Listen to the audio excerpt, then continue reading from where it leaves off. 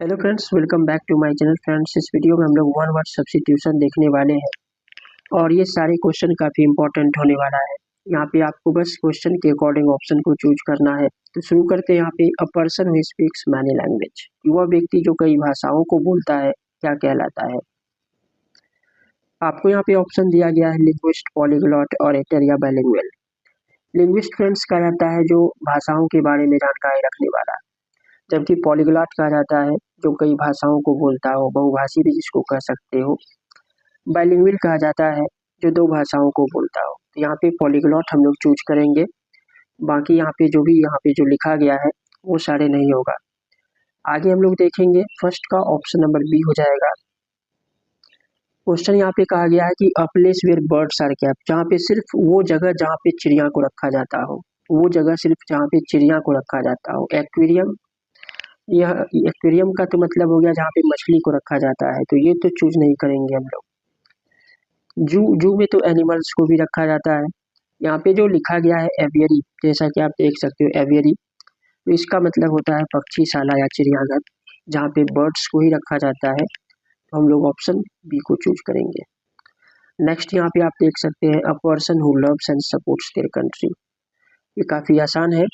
जैसा कि यहाँ पे लिखा गया है कि वह व्यक्ति जो लव करता है, सपोर्ट करता है अपने कंट्री को, तो उसे क्या कहते हैं, तो पैट्रियोट कहते हैं, देशभक्त, देश प्रेमी कहते हैं। फर्स्ट में जो लिखा गया है एनार्किस्ट, एनार्किस्ट तो उसे कहा जाता है जो अराजकता यानी कि शांति भंग करने वाला, तो वो तो होगा नहीं, नेशनलिस्ट नहीं होगा। तो यहाँ पे अ person who loves and supports their country, ये पैट्रियोट हो जाएगा। Question number 4, a person who can not be corrected, कि वह व्यक्ति जिसे करेक्ट नहीं किया जा सकता, जिसे सुधारा नहीं जा सकता है, यानी कि जिसका सुधार ना हो सके, तो क्या इनक्योरेबल होगा। इनक्योरेबल कहा जाता है फ्रेंड्स जिसका इलाज ना हो, तो ये तो बिल्कुल टू द पॉइंट नहीं है। अनडेलेबल कहा जाता है जो मिट ना सके, जबकि इंसॉल्वेंट कहा जाता है जो बिल्कुल दिवालियापन पर है, बैंक्रप्सी पर है। तो इनकॉरिजिबल यहाँ पे जो लिखा गया है बी में, ऑप्शन नंबर बी में, जिसका वही अर्थ होता है जिसका सुधार ना हो सके। तो क्वेश्चन नंबर 4 का ऑप्शन नंबर बी चूज करेंगे, incorrigible. A person who can not be corrected is called incorrigible.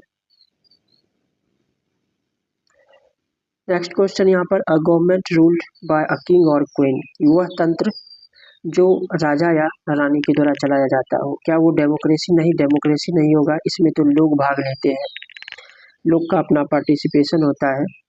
Monarchy हो जाएगा। मोनार्की में यही होता है जिसको राजतंत्र भी राजतंत्र कहा जाता है। जबकि ओलिगार्की की यहाँ पे जो लिखा गया है इसका मतलब होता है कुलीन तंत्र, तो यहाँ पे इसे चूज नहीं करेंगे। इसमें कोई खास ग्रुप के द्वारा चलाया जाता है, जबकि यहाँ पे कह रहा है कि क्वीन या किंग के द्वारा, तो यहाँ पे मोनार्की हो जाएगा। नेक्स्ट क्वेश्चन को देखेंगे।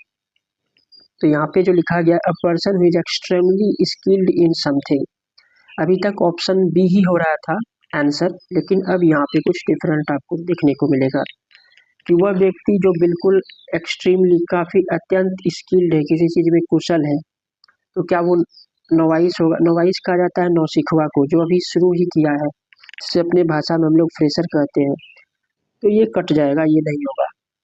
एमेटर लिखा गया है यहाँ पे, अनुभवहीन, इसका भी वही अर्थ वही होता है, अनुभवहीन, या कि जो सिर्फ शौक के लिए कोई काम कर रहा है। यहाँ पे हम लोग चूज करेंगे एक्सपर्ट को। एक्सपर्ट को, अ person who is extremely skilled in something is expert. बाकी यहाँ पे हम लोग आगे यहाँ पे क्वेश्चन को देखने वाले हैं। Your next question is, a decision made by a jury in a court, कि वो डिसीजन जो जूरी के द्वारा कोर्ट में लिया जाता है उसे क्या कहा जाता है। सेंटेंस होता है, सेंटेंस दंड को कहा जाता है, तो यहाँ पे दंड नहीं होगा, जजमेंट नहीं होगा, उसे वर्डिक्ट कहा जाता है। यहाँ पे जो आप देख सकते हो वर्डिक्ट लिखा गया है, यही आंसर हो जाएगा। तो क्वेश्चन नंबर 7 का हम लोग ऑप्शन नंबर ए चूज करेंगे, वर्डिक्ट यानी फैसला। जो डिसीजन जूरी के द्वारा कोर्ट में लिया जाता है, अदालत में जूरी के द्वारा, न्यायाधीश न्यायाधीश के द्वारा, उसे वर्डिक्ट कहा जाता है। Story that is difficult to believe, वो कहानी जो बिल्कुल कह सकते हो कि यकीन करना जो है मुश्किल है, उस कहानी में विश्वास। तो हमें देखना है यहाँ पे मिथ, इनक्रेडिबल, फिक्शन। तो फिक्शन फ्रेंड्स कहा जाता है परिकल्पना को, जो एक तरह से कल्पना है सारा करेक्टर उसमें, तो फिक्शन तो नहीं होगा। जबकि फैबल में होता क्या है कि कोई कहानी है, उस स्टोरी के माध्यम से कोई मॉरल लेसन, कोई सबक देने के लिए जो इस्तेमाल होता है, इस कहानी से हम लोग क्या लेसन ले सकते हैं।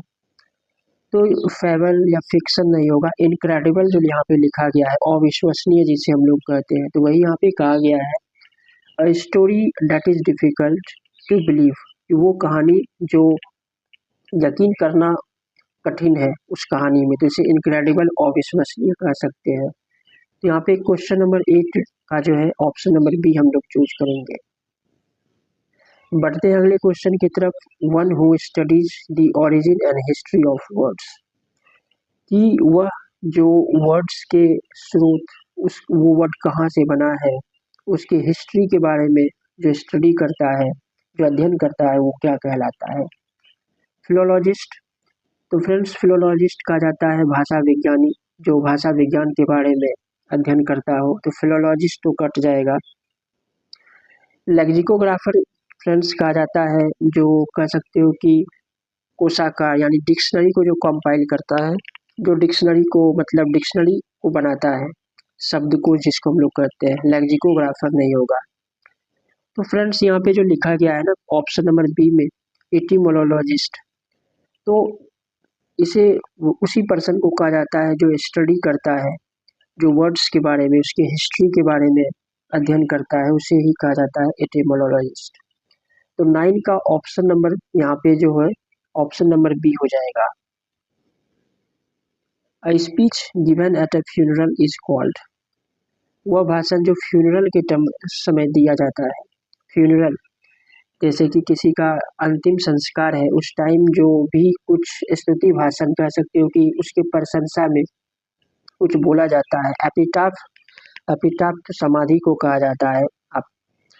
और सोनेट तो होता नहीं, सोनेट एक्चुअली वो पोयम है जो कि 14 लाइन्स में लिखा जाने वाला, 14 पंक्तियों में लिखा जाने वाला कविता, जिसको सोनेट कहा जाता है। सोनेट, एपिटाफ ये सभी नहीं होगा। थियोलॉजी लिखा गया है ऑप्शन नंबर बी में, तो जिसका मतलब प्रशंसा कह सकते हो, प्रशंसा भाषण, एक तरह से उस व्यक्ति के लिए जो कुछ भी बोला जाता है। तो यहाँ पे फ्यूनरल के टाइम, फ्यूनरल जो उसका अंतिम संस्कार जो होता है, उस टाइम जो दफन करने के टाइम जो कुछ भी बोला जाता है, तो ऑप्शन नंबर बी हम लोग चूज करेंगे। आगे देखेंगे। A person who works without pay for a cause, वह व्यक्ति जो बिना पे का, बिना कुछ उसे दिए हुए, कह सकते हो कि बिना अपने लाभ के लिए, बिना वो खुद के बेनिफिट के लिए कोई काम करता है, तो उसे हम लोग क्या कहते हैं। तो यहाँ पे क्वेश्चन ऑप्शन यहाँ पे दिया गया है, तो हमें देखना है यहाँ पे क्या हो सकता है। तो यहाँ पे जो लिखा गया है फिलेंथ्रोपिस्ट, तो इसे कहा जाता है समाज सेवी। समाज सेवी ये नहीं हो सकता है। आगे हम लोग देखेंगे बेनिफैक्टर, जो दान देने वाला है, उसे कहा जाता है। तो यहाँ पे देखना है कि अ पर्सन हु वर्क्स विदाउट पे, जो स्वेच्छा से कोई काम कर रहा है अपने इच्छा से और खुद के कह सकते हो बेनिफिट के लिए नहीं, यहाँ पे वॉलंटियर हो जाएगा। वॉलंटियर यानी a person who works without pay for a cause is called volunteer. ये भी क्वेश्चन काफी इंपॉर्टेंट है। A disease that spreads over a large area is called, वह बीमारी जो बहुत बड़े हिस्सा में फैल जाता है काफी तेजी से। अ disease that spreads over a large area, वह बीमारी जो काफी बड़े कह सकते हो कि काफी व्यापक होता है, उसे क्या कहते हैं। Endemic, epidemic, pandemic, chronic. तो बारी बारी से हमें समझना पड़ेगा। कोई पार्टिकुलर क्षेत्र में, कोई खास जगह पर कोई अगर बीमारी फैला हो तो उसे एंडेमिक कहा जाएगा, तो ये तो नहीं होगा। यहाँ कहा जा रहा है कि लार्ज एरिया में, बड़ा हिस्सा में। अब बात है यहाँ पे एपिडेमिक या पेंडेमिक, तो दोनों का मतलब तो महामारी ही होता है। इसका बी और सी दोनों का मतलब महामारी होता है, बट एपिडेमिक से भी जो बड़ा होता है वो पेंडेमिक। पेंडेमिक में क्या होता है, ये संक्रामक, वैसे तो एपिडेमिक भी संक्रामक रोग होता है जो कि काफी तेजी से बड़े क्षेत्र में फैलता हो, बट पेंडेमिक में विश्वव्यापी कह सकते हो, बहुत बड़े क्षेत्र में फैलने वाला। जबकि क्रॉनिक कहा जाता है जो लंबे समय से दीर्घ, कह सकते हो कि काफ़ी दीर्घकालिक भी कह सकते हैं, वो बीमारी जो लंबे समय से चलता आ रहा हो, तो क्रॉनिक तो नहीं होगा। यहाँ पर कह रहा है कि जो लंबे बड़े क्षेत्र में फैलता हो, तो यहाँ पे पेंडेमिक हम लोग चूज करेंगे। ऑप्शन नंबर सी चूज करेंगे। अ person who rights with both hands, वह व्यक्ति जो अपने दोनों हाथों से लिखता हो। एम्बिगुअस, एम्बिडेक्स्टोरियस, तो एम्बिडेक्स्टोरियस का फ्रेंड्स मतलब होता है वो कह सकते हो कि यहाँ पे जो लिखा गया है 13 का, तो जो दोनों हाथों से लिखने का जैसे कौशल होता है ना, उसे कहते हैं एम्बिडेक्स्टोरियस। एम्बिशियस ये सारे नहीं होगा, तो यहाँ पे हम लोग जो चूज करेंगे वो 13 का ऑप्शन नंबर बी चूज करेंगे। बढ़ते हैं अगले क्वेश्चन की तरफ, ये भी काफी इंपॉर्टेंट है। One who always thinks of himself, वह जो सिर्फ अपने ही बारे में सोचता रहता है, अपने ही बारे में सोचता है। यहाँ पे जो ऑप्शन यहाँ पे आप देख सकते हो, यहाँ पे जो लिखा गया है, तो सबसे पहले देखेंगे इगोइस्ट, एल्ट्रिस्ट, ऑप्टिमिस्ट या रियलिस्ट। तो सबसे पहले कह सकते हो यहाँ पे हम लोग ऑप्शन ए को ही चीज चूज करेंगे, यहाँ पे इगोइस्ट, क्योंकि इस तरह का व्यक्ति जो सिर्फ अपने में ही कहते हो और कह सकते हो कि मंत्रमुग्ध है, अपने ही बारे में सोचता है। जबकि ऑप्टिमिस्ट कहा जाता है आशावादी को, कि काफी वो होपफुल है, उम्मीदवान है, आशा से भरा हुआ है, उसे ऑप्टिमिस्ट कहते हैं। जो लाइफ के ब्राइटर साइड को देखता है कि कुछ बढ़िया होगा, तो उसे कहा जाता है ऑप्टिमिस्ट। जबकि जो यथार्थवादी होता है, जो काफी व्यवहारिक प्रैक्टिकल वे में सोचता है, उसे रियलिस्ट कहते हैं। तो यहाँ पे हम लोग जो चूज करने वाले हो इगोइस्ट हो जाएगा। तो यहाँ पे उसी सेंस में यहाँ पे कहा गया है। बाकी हम लोग आगे यहाँ पे देखेंगे कि आगे क्वेश्चन क्या लिखा गया है। A person who is easily tricked is called, कि वह व्यक्ति जो कि काफी आसानी से किसी के बहकावे में कह सकते हैं धोखे में आ जाता है, उसे हम लोग क्या कहते हैं? Shrewd, clever, sceptical. तो बारी बारी से समझना पड़ेगा। गुलिबल भी लिखा गया है। तो फ्रेंड्स श्रूड का मतलब तो काफी चालाक या चतुर होता है। तो इस तरह का व्यक्ति जो है क्लेवर होता है, वो किसी के ट्रिक में आसानी से नहीं आ सकता है। स्केप्टिकल भी नहीं होगा। जो शकी है या कह सकते हो जो डाउटफुल रहता है, जो शक करते रहता है, उसे कहा जाए स्केप्टिकल। तो ये सारे ऑप्शन उसके अकॉर्डिंग तो नहीं है। जहाँ पे कहा गया है कि अ person who is easily trick, तो यहाँ पे हो जाएगा भोला भाला, हम लोग जिसे बोलते हैं। तो भोला भाला यानी कि गुलिबल हो जाएगा। 15 का ऑप्शन नंबर ए हो जाएगा आंसर। यहाँ पे आप देख सकते हैं, यहाँ पे जो लिखा गया है गुलिबल, इसी को भोला भाला कहते हैं, जो आसानी से दूसरे के बहकावे में चला है। नेक्स्ट हम लोग देखेंगे, this question is also important, a book that contains information on all subject, वो किताब जो कंटेंट करता है, जो रखता हो इन्फॉर्मेशन, वो सारे विषयों पर रखता हो। क्या डिक्शनरी, इंसाइक्लोपीडिया, एल्मेनेक या कैटलॉग? कैटलॉग तो सूची पत्र को कहा जाता है, ये नहीं होगा। ये ईयरली जो होता है, कह सकते हो डेट वगैरह उसके बारे में। डिक्शनरी तो जानते ही हो, वर्ड्स के बारे में रहता है, उसके मीनिंग्स के बारे में। तो ये सारे तो वैसे है नहीं। इंसाइक्लोपीडिया हम लोग चूज करेंगे, जिसमें आपको सभी विषयों पर इंफॉर्मेशन देखने को मिलेगा। तो इंसाइक्लोपीडिया हम लोग चूज करेंगे। A book that contains information on all subject is called encyclopedia. A person who collects stamp is called what? यहाँ पे आप देख सकते हो कि जो डाकघर के टिकटों को इकट्ठा करता है, उसको क्या कहा जाता है? तो नुमिस्मेटिस्ट कहा जाता है फ्रेंड्स, जो कॉइन्स को इकट्ठा करता है, कॉइन्स को, सिक्कों को। और यहाँ पे जो लिखा गया है बिब्लियोफाइल, ये जो बुक लवर होता है, जिसे हम लोग बुक वॉर्म भी कहते हैं, जो किताबों का बड़ा शौकीन होता है, किताबों को इकट्ठा करना, पढ़ना, उसे कहा जाता है। आर्कियोलॉजिस्ट कहा जाता है, जो कि पुरातन चीजों के बारे में, उसकी खुदाई के बारे में, उसकी हिस्ट्री के बारे में जानना। जबकि यहाँ पर कहा गया है जो स्टैम्प यानी कि डाकघर के टिकटों को कलेक्ट करता है, तो यहाँ पे फिलेटलिस्ट यहाँ पे हो जाएगा। यहाँ पे जो लिखा गया है फिलेटलिस्ट, यही होगा। बाकी ये सारे ऑप्शन उसके अकॉर्डिंग नहीं है। 18 में हम लोग चले आते हैं। यहाँ पे लिखा गया a person who takes the law into their hands is called, कि वह व्यक्ति जो कानून को अपने हाथ में ले लेता है। विजिलेंटे, टेरेंट, जज, क्रिमिनल। क्रिमिनल तो अपराधी को कहा जाता है, कोई क्राइम किया है उसे। तो जज तो नहीं होगा, ये जज अपने कह सकते हो कि अपने लॉ के ही अकॉर्डिंग कोई फैसला सुनाता है। ये अत्याचारी इसे कहा जाता है। यहाँ पे जो लिखा गया है, अगर देखा जाए तो क्वेश्चन के अनुसार यहाँ पे विजिलेंटे हो जाएगा कि वह जो अपने हाथों में कानून को लेता है तो उसे ही कहा जाता है विजिलेंटे। बाकी आगे हम लोग देखेंगे क्वेश्चन क्या लिखा गया है। तो फ्रेंड्स, विजिलेंटे कह सकते हो कि निगरानी या समिति का सदस्य कह सकते हो। अ person who can not read और राइट, कि वह व्यक्ति जो पढ़ या लिख नहीं सकता है क्या कहलाता है। यहाँ पे ऑप्शन यहाँ पे आपको देखा गया है। लिटरेट पढ़ा लिखा को कहा जाता है, स्कॉलर विद्वान को कहा जाता है, अनएजुकेटेड और शिक्षित। यहाँ पे इलिटरेट का बात किया जा रहा है कि अनपढ़, यानी कि वह जो पढ़ या लिख नहीं सकता है उसे ही इलिटरेट कहा जाता है, अनपढ़ कहा जाता है। A person who eats only vegetable, friends यहाँ पे जो लिखा गया है कि वह व्यक्ति जो सिर्फ वेजिटेबल को खाता है उसे हम लोग क्या कहते हैं। तो आप यहाँ पे ऑप्शन देख सकते हो, जैसे कि यहाँ पे ऑमनीवोरस है, तो ऑमनीवोरस कहा जाता है कि जो कह सकते हो सर्वाहारी।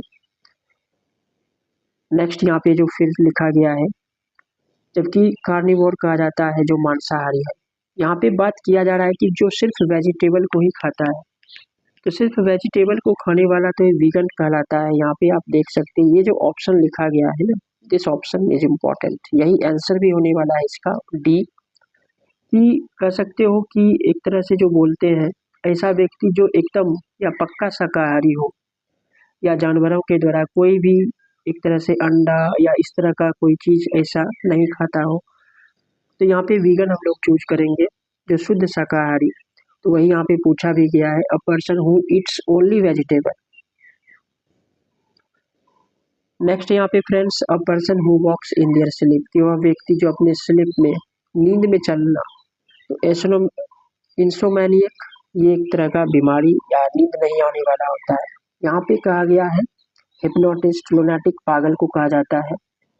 तो यहाँ पे जो चूज करेंगे हम लोग सोमनाबुलिस्ट, यहाँ पे जो लिखा गया है नींद में चलने वाला, तो यहाँ पे हम लोग इसी को चूज करेंगे, ऑप्शन नंबर बी को चूज कर लेंगे, 21 का option number B. A person who pretends to be what he is not, वह व्यक्ति जो कि प्रिटेंड करता है या कह सकते हो ढोंगी है एक तरह का, जो प्रिटेंड तो करता है वो चीज होने का जो एक्चुअली में वो है नहीं। तो हिपोक्राइट, चार्ल्टन यहाँ जो लिखा गया है, मैं इसका मीनिंग आपको समझाने का कोशिश करता हूँ कि जानकार होने या अपना योग्यता दिखाना या पाखंड करना कि मेरे में तो काफ़ी टैलेंट है, या जानकारी होने का। जबकि यहाँ पे कह रहा है कि ढोंगी का बात कर रहा है, इम्पोस्टर। हम लोग आंसर तो आपका डी हो जाएगा। बाकी जो फ्रॉड है, चार्ल्टन मैंने बताया कि जो कह सकते हो जानकारी होने या योग्यता रखने का पाखंड करने वाला होता है उसको कहा जाता है।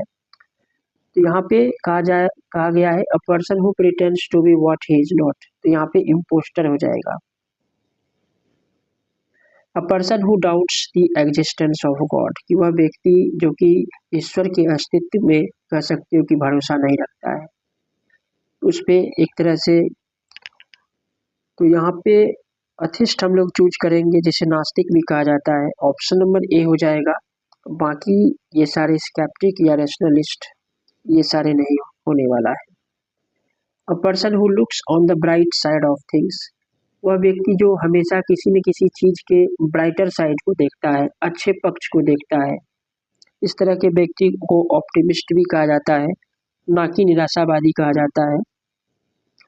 यहाँ पे जो लिखा गया है आप देख सकते हैं कि पेसिमिस्ट तो नहीं होगा, यहाँ पे आप देख सकते हैं निराशावादी नहीं होगा, ऑप्टिमिस्ट होगा, क्योंकि ऑप्टिमिस्ट जो होता है आशावादी, वो हमेशा चीज़ों के ब्राइटर साइड को देखता है, पॉजिटिव साइड को देखता है।